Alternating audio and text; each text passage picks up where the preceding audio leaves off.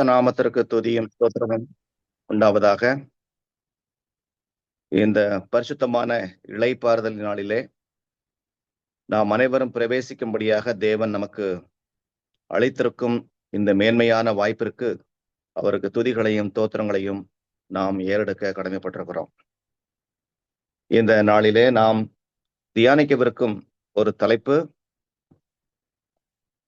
The day of the Lord, கர்த்தருடைய நாள் என்கின்ற தலைப்பின் கீழே நாம் தியானிக்கவிருக்கிறோம். கிறிஸ்தவ சபைகளிலே மிகவும் பிரசித்தி பெற்ற ஒரு தலைப்பு ஒன்று உண்டு என்று சொன்னால் அதில் இதுவும் உண்டு. கர்த்தருடைய நாள் என்கின்ற தலைப்பு மிகவும் அநேக பிரசங்கியர்களால் போதிக்கப்பட்டு வருகின்ற, நாம் கேட்டு வருகின்ற ஒரு தலைப்பு. இந்த நாளிலேயும் அந்த தலைப்பின் கீழே நாம் தியானிக்கவிருக்கிறோம். உபதியா என்கின்ற தீர்க்க தரிசன புஸ்தகத்தின் அடிப்படையில் இந்த சத்தியத்தை நாம் தியானித்து கடைசி காலத்தில் வாழ்கின்ற நமக்கு இறுதியாக நடைபெறவிருக்கும் அந்த கர்த்தருடைய நாளிலே நடக்கவிருக்கும் சம்பவங்களை நாம் மனதில் கொள்வது, அறிந்து கொள்வது நமக்கு அவசியமான ஒன்றாக இருக்கும். இந்த செய்திகளை தேவன் ஆசீர்வதிக்க நாம் ஜெபிப்போம். ஒரு பாடல் ஒன்றை பாடி இந்த செய்தியை ஆரம்பிக்கலாம். தத்தம் செய்தோம் எங்களை இயேசு சுவாமிக்கே, சுவிசேஷ வேலைக்காக ஒப்பு கொடுத்தோம். அறுவடை செய்ய நாங்கள் அணிவகுத்தோம். அனைவரும் ஒன்றாக ஊழியம் செய்வோம். இயேசு சேனை நாங்கள் சாட்சியாக வாழ்ந்து உலகுக்கு ஒளி வீசுவோம். என்றென்றும் உலகுக்கு ஒளி வீசுவோம். துயரங்கள் எங்களை தொடர்ந்தாலும் திரும்பியே பார்க்க மாட்டோம், முன்னேறுவோம். வெற்றி ஒன்றே எமது லட்சியமாகும். இயேசு எங்கள் தலைவர், பின் செல்லுவோம். இயேசு சேனை நாங்கள் சாட்சியாக வாழ்ந்து உலகுக்கு ஒளி வீசுவோம். என்றென்றும் உலகுக்கு ஒளி வீசுவோம். எங்கள் குடும்பங்களோடு சேர்ந்து உழைப்போம். எத்தனை இடர் வந்தாலும் அஞ்ச மாட்டோம். அவமானம் எங்களை வாரிக்கொண்டாலும் ஆண்டவரின் ஊழியத்தை செய்து முடிப்போம். இயேசு சேனை நாங்கள் சாட்சியாக வாழ்ந்து உலகுக்கு ஒளி வீசுவோம். என்றென்றும் உலகுக்கு ஒளி வீசுவோம். பாவங்களை முற்றிலும் ஒழியச் செய்வோம். பரிசுத்தமாக என்றும் ஜீவித்திடுவோம். ஊக்கமாக ஜெபிப்போம், வேதம் வாசிப்போம். மணவாளனை சந்திக்க ஆயத்தமாவோம். இயேசு சேனை நாங்கள் சாட்சியாக வாழ்ந்து உலகுக்கு ஒளி வீசுவோம். என்றென்றும் உலகுக்கு ஒளி வீசுவோம். திருச்சபை எல்லாரோடும் புறப்படுவோம். சிருஷ்டிகரை வணங்கிட முரசொலிப்போம். நியாய தீர்ப்பு வந்ததென்று முழக்கம் செய்வோம். இயேசு வேகம் வருகிறார் என்று பறைசாற்றுவோம். இயேசு சேனை நாங்கள் சாட்சியாக வாழ்ந்து உலகுக்கு ஒளி வீசுவோம். என்றென்றும் உலகுக்கு ஒளி வீசுவோம். எங்கள் கண்மலையும் மீட்பருமாகிய அன்பின் கர்த்தாவே, உம்மை தேடி வந்திருக்கிறோம். எங்களை ஆசீர்வதியும், எங்களோடு பேசும், எங்கள் மத்தியிலே பிரசன்னமாயிருந்து எங்கள் தொழுகையை நீர் ஆசீர்வதித்து அங்கீகரிக்கும்படியாக இயேசுவின் நாமத்தில் வேண்டுகிறோம் ஜீவனுள்ள பிதாவே. ஆமென். கர்த்தருடைய நாள் என்று நாம் சொல்லும் பொழுது அது தேவனுடைய நியாய தீர்ப்பின் நாள். கர்த்தருடைய நாள் அந்த நியாய தீர்ப்பிலே ஒருவருக்கு தண்டனை தீர்ப்பு வழங்கும் நாள். கர்த்தருடைய நாள் அந்த நாளிலே ஒருவருக்கு நன்மையான பலனை தீர்ப்பு வழங்குகிற அந்த நாள். கர்த்தருடைய நாள் அந்த நாளிலே எதற்காக தண்டனை தீர்ப்பு வழங்கப்படுகிறது என்பதை தெரிந்து கொள்ளும் ஒரு நாள். கர்த்தருடைய நாள் என்பது அந்த நாளிலே இங்கு ஒருவருக்கு அளிக்கப்படுகிற பலன் எதற்காக என்பதை நாம் யாவரும் அறிந்து கொள்ளும் அந்த நாள். இந்த ஒரு கருத்தின் அடிப்படையிலே ஒபேதியா அப்படிங்கிற ஒரு தீர்க்க தரிசன புஸ்தகம் இருக்கிறது. ஒரே ஒரு அதிகாரத்தை கொண்ட அந்த தீர்க்க தரிசன புஸ்தகத்தின் அடிப்படையிலே நாம் சொன்ன இந்த கருத்துக்களை நாம் அறிந்து கொள்ள மிகவும் பயனுள்ள ஒன்றாக இருக்கிறது. இங்கே ஏதோமியருக்கு தண்டனை தீர்ப்பு இங்கு சொல்லப்படுகிறது. இது தீர்க்க தரிசன புஸ்தகத்திலே ஏதோமியர்களுக்கு தண்டனை தீர்ப்பு இங்கு சொல்லப்படுகிறது. 1 to 9 வரையில அதை நாம் படிக்கலாம். அந்த தீர்ப்பு என்ன என்று சொன்னால், இதோ நான் உன்னை ஜாதிகளில் சிறுக பண்ணினேன்,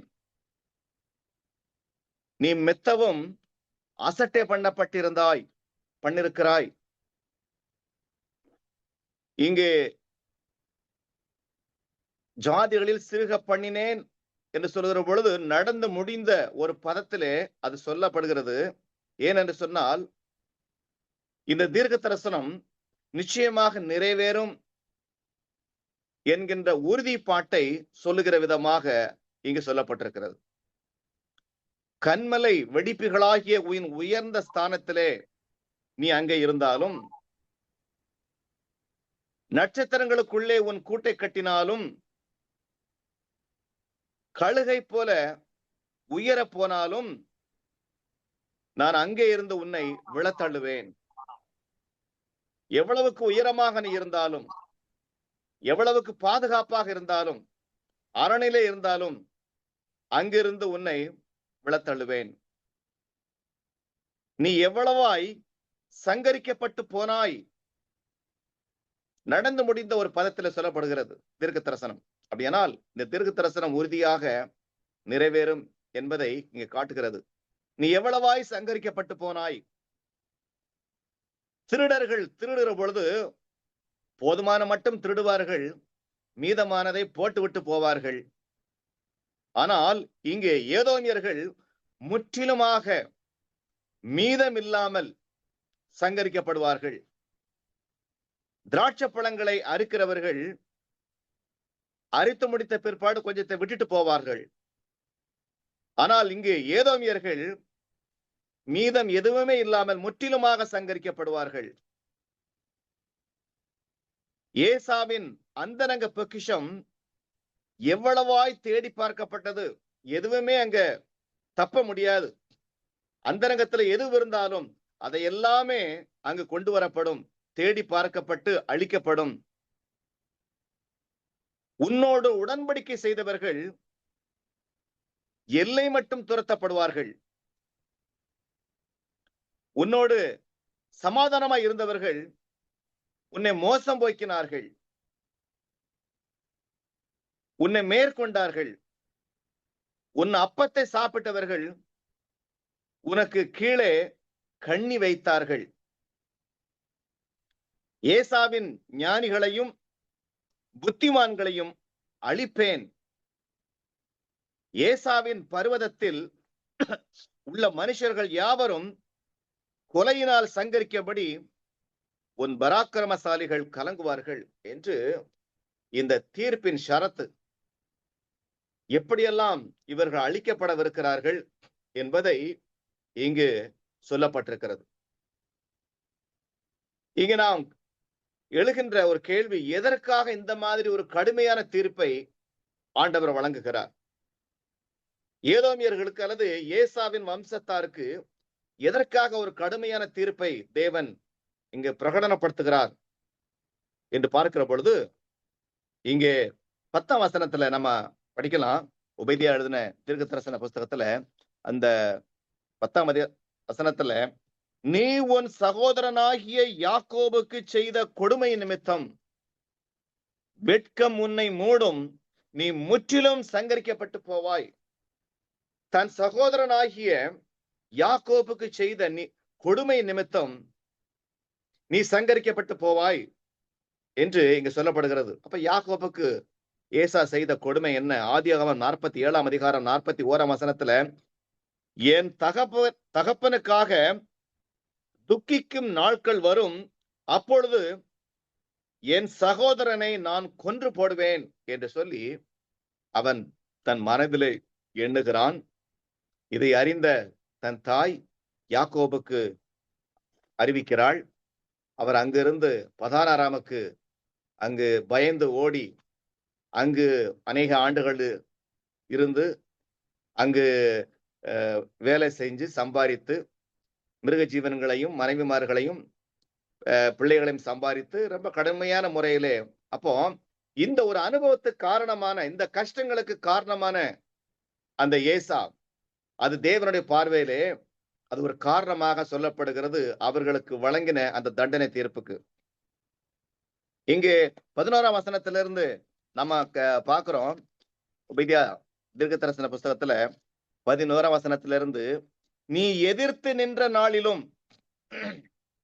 அந்நியர் அவன் சேனையை சிறைப்பிடித்து போன நாளிலும் மறு தேசத்தார் அவன் வாசல்களுக்குள் பிரவேசித்து எருசலேமின் பேரில் சீட்டு போட்ட காலத்தில் நீயும் அவர்களில் ஒருவனைப் போல் இருந்தாய். உன் சகோதரன் அந்நியர் வசமான நாளாகிய அவனுடைய நாளை நீ பிரியத்தோட பாராமலும், யூதா புத்திரருடைய அழிவின் நாளிலே அவர்கள் நிமித்தம் சந்தோஷப்படாமலும், அவர்கள் நெருக்கப்படுகிற நாளிலே நீ பெருமையாய் பேசாமலும் இருக்க வேண்டியதாய் இருந்தது.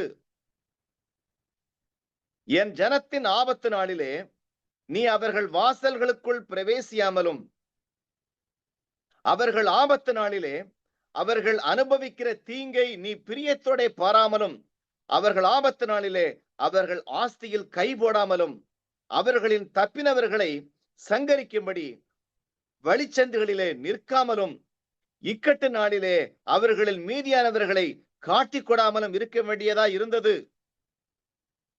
எல்லா ஜாதிகளுக்கும் விரோதமான நாளாகிய கர்த்தருடைய நாள் சமீபமாய் வந்திருக்கிறது. நீ செய்தபடியே உனக்கும் செய்யப்படும், உன் செய்கையின் பலன் உன் தலையின் மேல் திரும்பும் என்று ஒரு கடினமான தீர்ப்பை இங்கு ஆண்டவர் வழங்குகிறார். இங்கே இவர்கள் செய்த குற்றம், ஏதோமியர்கள் செய்த குற்றம், ஏசா வம்சத்தார் யாக்கோபின் வம்சத்தாருக்கு விரோதமாக செய்த குற்றம். இங்கே எந்த ஒரு காலத்துல இந்த குற்றம் நடந்தது? இந்த குற்றத்திற்கான கால சூழலை பார்க்கிற பொழுது 605ஆம் ஆண்டு கிறிஸ்துவுக்கு முன், அதாவது 6ஆம் நூற்றாண்டிலே, கிறிஸ்துவுக்கு முன் 6ஆம் நூற்றாண்டிலே பாபிலோனியர்கள் எருசலேமை படையெடுக்கிறார்கள். அப்போ யூதாவின் ராஜாவாக யோயாக்கீம் அவர் இருக்கிறார். பாபிலோனின் ராஜாவாக நேபுகாத் நேச்சார் 2 அவர் இருக்கிறார். இப்போ ஏதோமியர்கள் அல்லது ஏசா வம்சத்தார் பாபிலோனியர்களுக்கு ஆதரவாக நடந்து கொண்டார்கள். இஸ்ரவேலர்களுக்கு அல்லது யூதர்களுக்கு தன் சகோதரனுக்கு ஆதரவாக நடக்க வேண்டிய அவர்கள் ஏதோமியர்களுக்கு ஆதரவாக நடந்து கொண்டார்கள். யாக்கோபு வம்சத்தாரை காட்டிக் கொடுத்தார்கள். பாபிலோனியர்கள் படையெடுத்த பொழுது இதோ இங்கே இருக்கிறாங்க, இதோ அங்கே இருக்கிறார்கள், அவர்களை பிடியுங்க, அவர்களை அடியுங்கள், அவர்களை துரத்துங்கள், அவர்களை வெட்டுங்கள் என்று இங்கே பாபிலோனியர்களுக்கு சாதகமாக நடந்து கொண்டார்கள். தப்பி ஓடினவனை தேடி சங்காரம் செய்தார்கள். யாராவது ஒருவர் தனது சாமர்த்தியத்தினாலே தேடி தப்பித்து ஓடுகிறார்கள் என்றால் அவர்களை தேடி கண்டுபிடித்து அவர்களை சங்காரம் செய்தார்கள். ஆபத்தை கண்டு மகிழ்ந்தார்கள். தன் சகோதரனுக்கு ஆபத்து வந்தது என்று சொன்ன மாத்திரத்திலே, அவன் இங்கே படையெடுக்கப்பட்டான் என்று சொன்ன மாத்திரத்திலே அதை கண்டு மகிழ்ந்தார்கள். அந்த அழிவை பிரியத்தோட பார்த்தார்கள். நல்லா வேணும், இன்னும் நல்லா வேணும், அதை பிரியத்தோட பார்த்தார்கள். ஆனால் அப்படியா இருந்திருக்க வேண்டும், அப்படியா நடந்து கொண்டிருக்க வேண்டும். தன் சகோதரன் பொருட்களை சூறையாடினார்கள். பாபிலோனியர்கள் படையெடுக்கிறார்கள், அவர்கள் பொருட்களை சூறையாடுகிறார்கள் என்பது யதார்த்தம். ஆனால் இங்கு இந்த சகோதரன் ஏசா ஏதோமியர்கள் யாக்கோபுக்கு ஆதரவாக இருக்க வேண்டியவர்கள், யாக்கோபோடு சேர்ந்து பாபிலோனியர்களை அவர்கள் தாக்கி இருக்க வேண்டும், பாபிலோனியர்களுக்கு எதிராக நடந்து கொண்டிருக்க வேண்டும். ஆனால் அவர்களோடு கை சேர்ந்தார்கள். எரேமியா எருசலேமில் இருக்கிறார் இந்த சமயத்துல. அதே சமகாலத்துல தான் உபேதியா தீர்க்கதரிசியும் அங்கே வாழ்ந்து கொண்டிருக்கிறார். ஆண்டவர் உபேதியாவுக்கு இதை தீர்க்க தரிசனத்துல அவர் காண்பிக்கிறார். ஏதோமியர்களுக்கு நடக்க போகும் சம்பவத்தை, ஏதோமியர்களுக்கு வரவிருக்கும் அழிவை, ஏதோமியர்களுக்கு ஆண்டவரின் அந்த நியாய தீர்ப்பை, இந்த நாளிலே நடக்க போகும் சம்பவங்களை தீர்க்க தரிசனமாக இங்கு சொல்லப்பட்டிருக்கிறது. இது நடந்து முடிந்த ஒரு சம்பவம் போல சொல்லப்பட்டிருக்கிறது. ஏனென்று சொன்னால் அது கண்டிப்பாக நடக்கும் என்பதை உறுதிப்பாட்டை சொல்லுகிறது. நிச்சயமாக அது நிச்சயத்தன்மையை வெளிப்படுத்துகிறபடினாலே அது நடந்து முடிந்த ஒரு சம்பவமாக இங்கு சொல்லப்பட்டிருக்கிறது. இப்ப அதே வேளையில யாக்கோபின் வம்சத்தாருக்கு வழங்கப்படுகிற இங்க தீர்ப்பை பார்க்கலாம். இதுல 17 வரையில இந்த வசனத்தை நாம பார்க்கிற பொழுது, ஆனாலும் சீயோன் பர்வதத்திலே தப்பியிருப்பார் உண்டு, அவர்கள் பரிசுத்தமாய் இருப்பார்கள். யாக்கோபின் வம்சத்தார் தங்களுடைய சுதந்திரங்களை சுதந்திரித்துக் கொள்வார்கள். யாக்கோபு வம்சத்தார் அக்னியும், யோசேப்பு வம்சத்தார் அக்னி ஜுவாலையுமாய் இருப்பார்கள். ஏசா வம்சத்தாரோ வைக்கோல் துரும்பாய் இருப்பார்கள். அவர்கள் இவர்களை கொளுத்தி ஏசாவின் வம்சத்தில் மீதி இராதபடி இவர்களை பற்றியிருப்பார்கள். கர்த்தர் இதை சொன்னார். இப்ப யாக்கோபின் வம்சத்தாருக்கு இங்கு அவர்கள் வாழ்வதற்கான ஒரு நன்மையான தீர்ப்பும் இங்கு சொல்லப்படுகிறது. கர்த்தருடைய நாள், அதுல நடக்கவிருக்கிற 2 சம்பவம், துன்மார்க்கருக்கு அழிவும் நீதிமான்களுக்கு நியாயமான பலனும் இங்கு சொல்லப்படுகிறது. இந்த சம்பவத்தை குறித்து நாம் படிப்போம் என்று சொன்னால், இது முழுமையாக நடந்து முடிந்ததா என்று பார்த்தால் நிச்சயமாக இது நடந்து முடியவில்லை. ஏதோமியர்களுக்கு வழங்கப்பட்ட இந்த தீர்ப்பு முற்றிலுமாக நிறைவேறியதா என்று சொன்னால் இது முழுமையாக நிறைவேறவில்லை. ஒரு பகுதிதான் நிறைவேறினது. காரணம் என்னவென்று சொன்னால், கர்த்தருடைய நாளிலே, அதாவது கடைசி நாளிலே, கடைசி நியாய தீர்ப்பிலே, உலகத்தின் முடிவிலே இந்த மொத்த கணக்கும் தீர்க்கப்படும். ஏசா வம்சத்தாருக்கு வழங்கப்பட்ட இந்த தீர்ப்பு ஒரு பகுதிதான் நிறைவேறினது. ஏனென்று சொன்னால் இந்த மொத்த கணக்கும் கடைசி நாளிலே, கர்த்தருடைய வருகை நாளிலே இது தீர்க்கப்படும். இஸ்ரவேலுக்கு வழங்கப்பட்ட அந்த பலன், அந்த நன்மையான தீர்ப்பு முழுமையுமாக நிறைவேறினதா என்று சொன்னால் அது முழுமையுமாக நிறைவேறவில்லை. பாபிலோனின் அடிமைத்தனத்திலிருந்து 70 ஆண்டுகளுக்கு பிற்பாடு இங்கு எருசலேமுக்கு முழுமையுமாக அவர்கள் யாரும் வரவில்லை. தொடர்ந்து அவர்கள் ஆண்டவருக்கு பிரியமாக நடந்து கொள்ளவில்லை. ஆண்டவருக்கு கீழ்ப்படியாமலே அவர்கள் இருந்தார்கள். ஆகவே இந்த நன்மையான தீர்ப்பு, இந்த ஆசீர்வாதமான தீர்ப்பு முழுமையுமாக அவர்களுக்கு நிறைவேறவில்லை. ஆனால் மொத்தத்திலே கிறிஸ்துவின் வருகை நாளிலே, அந்த நாளிலே, கர்த்தருடைய நாளிலே, அந்த நியாய தீர்ப்பு நாளிலே நன்மை செய்தவர்களுக்கு ஒரு முழுமையான தீர்ப்பு, முற்றிலுமான தீர்ப்பு அப்பொழுது வழங்கப்படும் என்பதை நாம் விளங்கிக் கொள்ள வேண்டும்.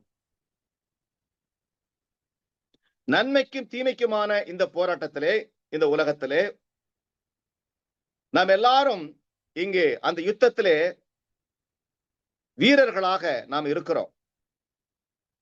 தீமையோடு போராடுகிற அந்த யுத்தத்திலே நாம் எல்லாருமே பங்கு பெற்றுக் கொண்டிருக்கிறோம். இதற்கான தீர்ப்பு, இதற்கான பலன் ஆண்டவராகிய இயேசு கிறிஸ்து 2ஆம் முறையாக வருகிற பொழுது மொத்த கணக்கும் அங்கு முடிக்கப்படும். அதுவரையில இந்த போராட்டம் தொடர்கிறது. ஏசா வம்சத்தானாகிய ஏரோது, யாக்கோபின் வம்சத்தாராகிய இயேசு கிறிஸ்து 2 பேருக்கும் உள்ள போராட்டத்தை நாம் அறிந்திருக்கிறோம். கிறிஸ்துவை சிலுவையில் அடிக்கப்படுவதற்கு ஏரோது எவ்வளவாய் விரோதமாக இருந்தார் என்பதை இந்த போராட்டம் காண்பிக்கிறது. இங்கே 2 தெசலோனிக்கேயர் 1ஆம் அதிகாரம் 5 நம்ம வாசிக்கிறோம். 2 தெசலோனிக்கேயர் 1ஆம் அதிகாரம் 5 சகோதரரே,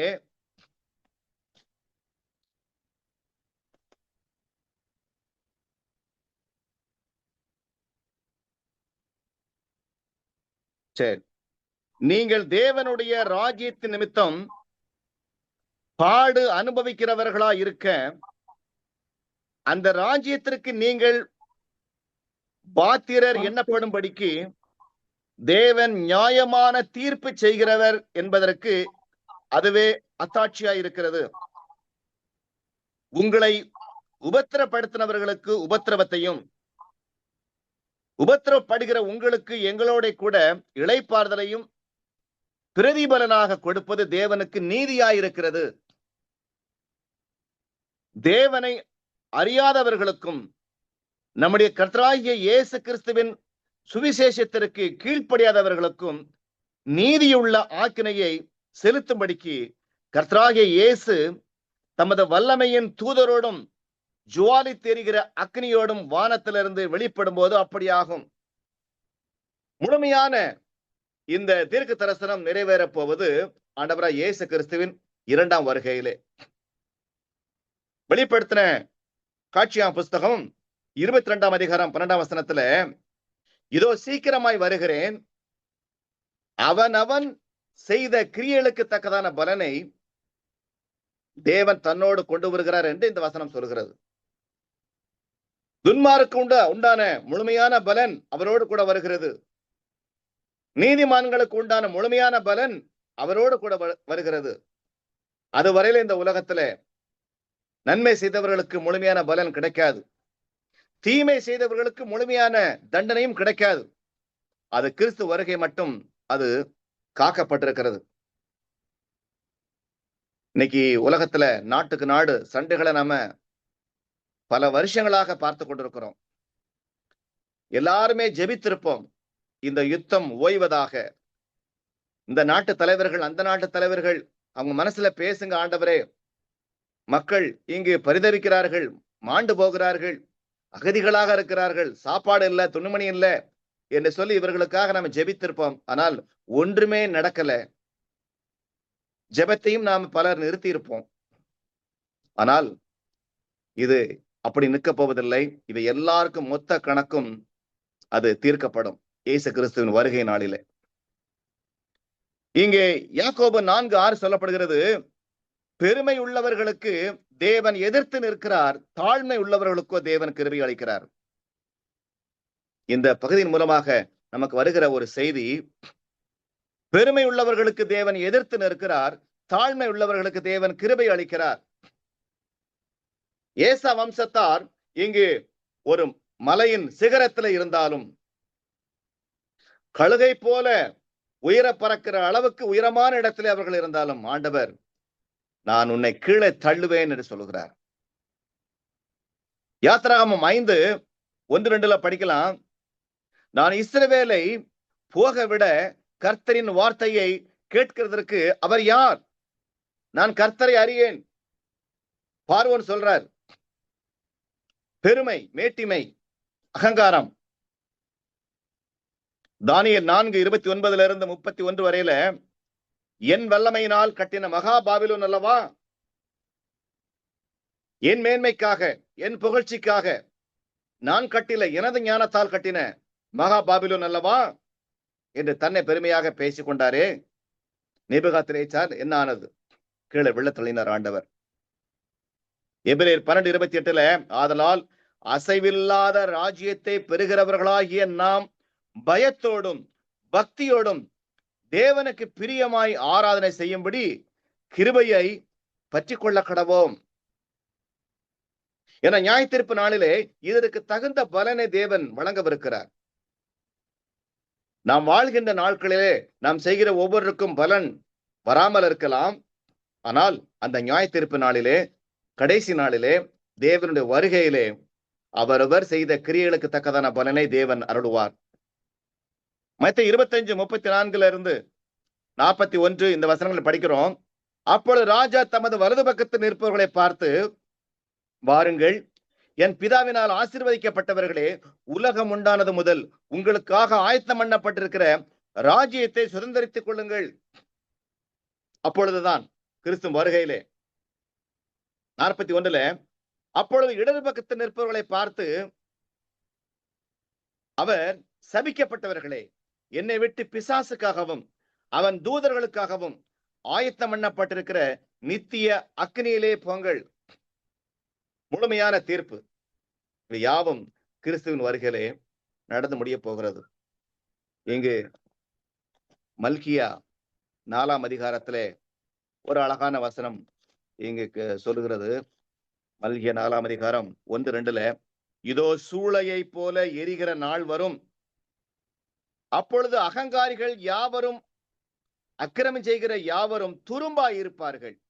வரப்போகிற அந்த நாள் அவர்களை சுட்டரிக்கும், அது அவர்களுக்கு வேரையும் குப்பையும் வைக்காமல் போகும் என்று சேனைகளின் கர்த்தர் சொல்லுகிறார்.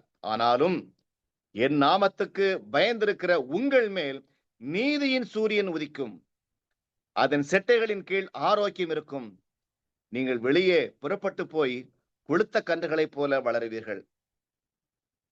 நிறைவேறப் போகிற தீர்க்க தரிசனம், கர்த்தருடைய நாள் அது சீக்கிரம் வரப்போகிறது. ஆண்டவராய் இயேசு கிறிஸ்து அவர் சீக்கிரமாக வருவார். உபதியா காலத்துல உபதியாவுக்கு வழங்கப்பட்ட அந்த தீர்க்க தரிசனம், அந்த நாள் நிறைவேறினது. சொன்னபடியே அது நடந்தது, முழுமையாக அல்ல, ஆனால் முழுமையாக நிறைவேறப் போகிறது.